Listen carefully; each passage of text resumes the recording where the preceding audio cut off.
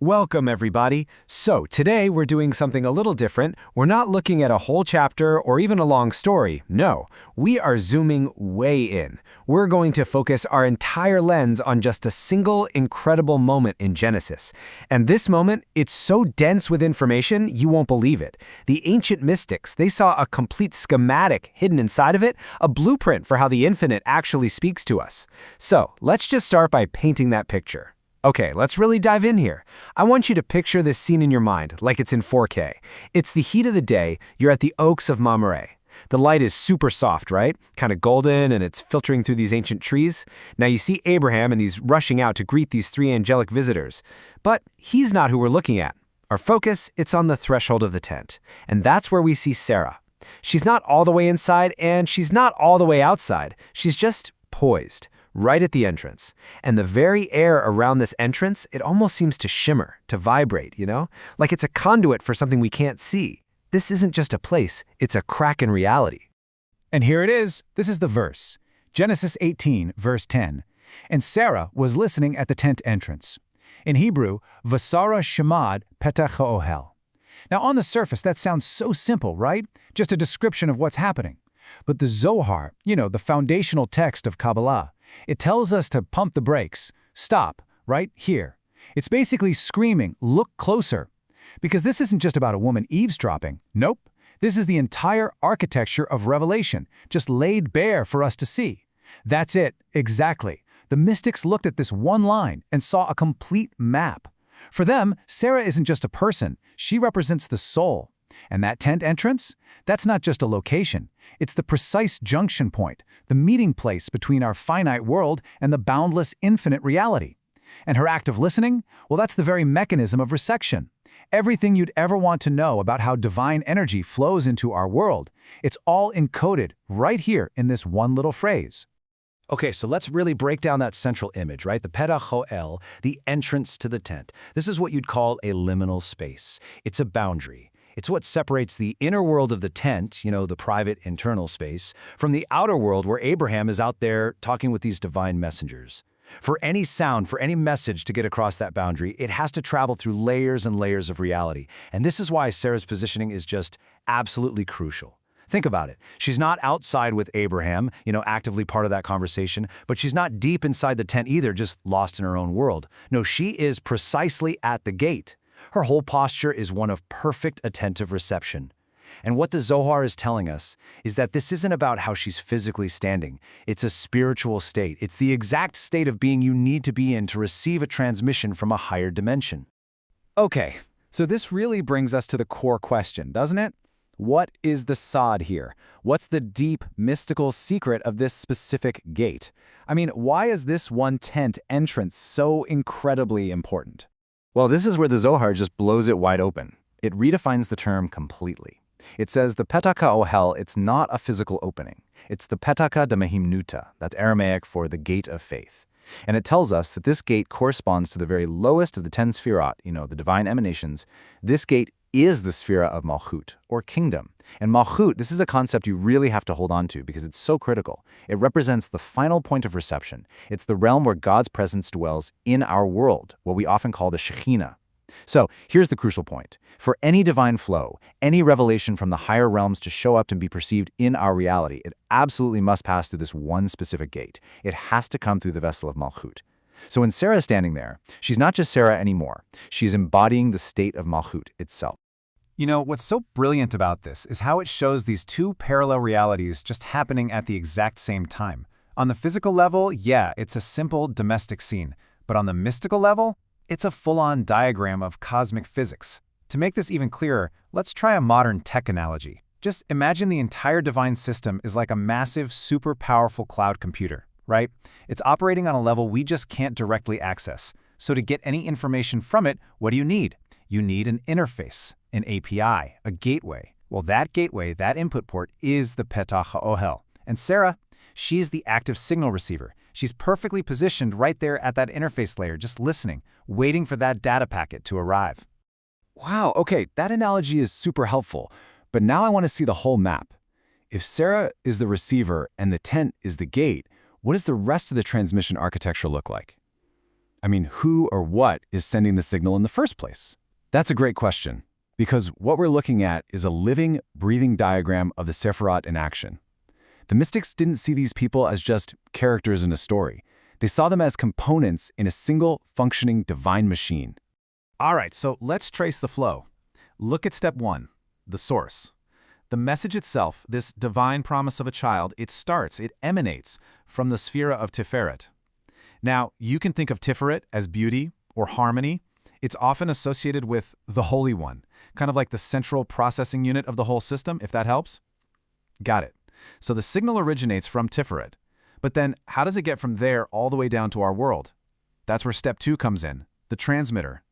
That raw, pure signal needs a channel, right? So it gets sent through Abraham. And throughout Kabbalistic literature, Abraham is the embodiment of the sphere of Chesed. That means loving kindness, expansion. He is the active principle of giving, of bestowing. He essentially clothes that pure message in an energy of expansive love. Okay, so the message has a source, and it has a transmitter. So what happens when it actually gets to the gate? Well, that's step 3, the interface. The gate isn't just a single point. It's a channel. Specifically, it's the Yesod Malchut interface. Yesod means foundation, and it's the sphere responsible for funneling all those higher energies down and preparing them for their final stop, their final expression in Malchut. Which, of course, brings us to the final step. Step 4, the receiver. Exactly, Sarah. Like we said, she is Malchut, the kingdom. She is the principle of reception, the vessel. She is the final destination where that message becomes a concrete reality. She's the earth that receives the seed. The whole system, it's all laid out perfectly, right there in the scene. And you can even break this whole system down by the numbers. You've got the 10 Sephirot, which is a complete divine system just waiting in potential. You have the 2 sides of the gate, the inner world and the outer world, right? The hidden and the revealed. And then, most importantly, you have the one gate, that single crucial point of reception, Malchut, where everything has to pass through. The ancient texts, like the Sifrit Nuta, talk about this. They say this structure shows a system in perfect balance, the Maktkala. The transmitter and the receiver are so perfectly aligned that the message gets delivered without any distortion, no shattering of the vessels, no cosmic error. It's just a system functioning in perfect harmony. This is just so incredibly detailed. So let's put it all together now. Can you trace the actual path of that revelation, that promise of a son, of Isaac, step by step through this amazing cosmic structure you've just mapped out? Absolutely. Let's follow the signal, from top to bottom. Okay, step 1, emanation. It all starts at the level of Tiferet, where the divine will is first articulated. I want you to think of this like a flash of pure, undifferentiated white light. It has all the information in it, but it's in a form we literally can't perceive. Okay, now for step 2, transmission. That pure white light signal passes through the vessel of Chesed, which is Abraham, and this is where it gets clothed. It's modulated, you could say, onto a carrier wave of loving kindness. It stops being pure potential and becomes a specific loving promise. I will return to you, and Sarah will have a son. So wait, the message is essentially encoded in love before it even gets to the gate? Perfectly put. Then comes step 3, the interface. The message, now clothed in love, hits the gate. And this is a super critical moment of transduction. The gate basically acts like a prism. It takes this high-frequency spiritual signal and it downsamples it, it refracts it into a form that our physical senses can actually pick up, like sound and words and meaning. And that leads us to the final and maybe the most crucial step, reception. So the translated message arrives, but here's the thing. The gate has to be opened from the other side. Sarah's act of listening, and the Hebrew word is shomat, which implies this continuous act of attention. That's the key that opens the vessel of Malchut. Her listening, filled with faith, is what allows the flow to be completely received. If she wasn't there at the gate listening, the message would just dissipate into nothing.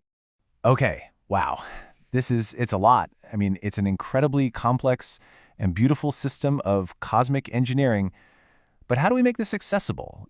How do we explain this so that different generations, people with different mindsets can really grasp the core idea here? All right, let's try a couple of different ways to frame this. First, let's do the video game version. Okay, imagine you're the main character and your name is the receiver.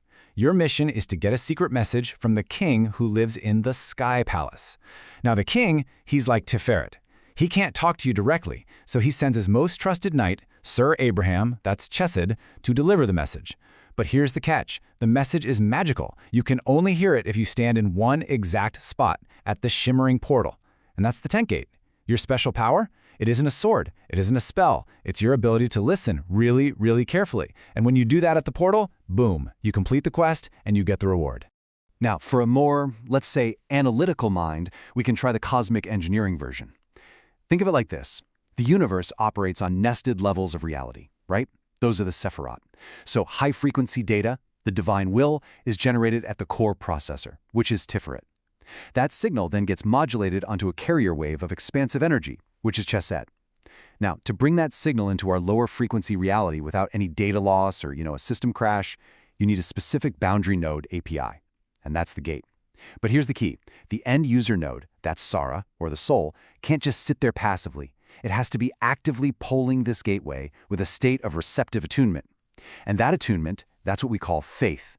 It's an authenticated, active connection to the divine network. So really, the crucial point here, no matter which analogy you like best, is this. It's not just that a message is being sent out there.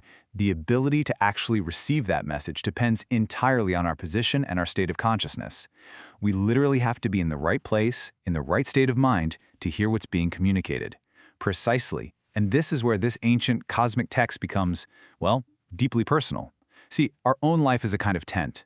We have our inner world, all our thoughts, our feelings, our private consciousness. And then we have the outer world, all the noise, the demands, the interactions. The teaching here is that every single one of us has to find the Petach ha'ohel of our own being. We have to find that threshold, that quiet little space between the constant noise outside and our own internal monologue. And that's really the final challenge for all of us, isn't it? Where is that entrance for you? Is it maybe in a moment of quiet meditation in the morning? Is it when you're taking a walk in nature? Could it be in a really deep, meaningful conversation? The text suggests that if we can find that unique space, and if we can cultivate that active, deep listening, that shoma'at, we create the vessel to receive the guidance, the inspiration, the promise that is meant specifically for us. It's a really profound thought to end on. The universe, the divine, it's constantly transmitting. The signal is always on. It's always there. The entire epic story of Sarah at the tent entrance really just collapses into this one timeless question for each and every one of us. Are we positioned at the gate, ready to hear it? Thank you for joining us for this complete journey through the Pardes. We hope these ancient truths help you and your family improve your own dimensions this week. If you enjoyed this full chapter deep dive, please like, subscribe, and share which part of the journey touched your soul in the comments. We'll see you in the next chapter.